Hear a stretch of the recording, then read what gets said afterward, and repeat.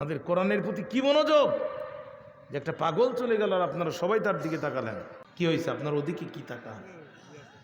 হ্যাঁ,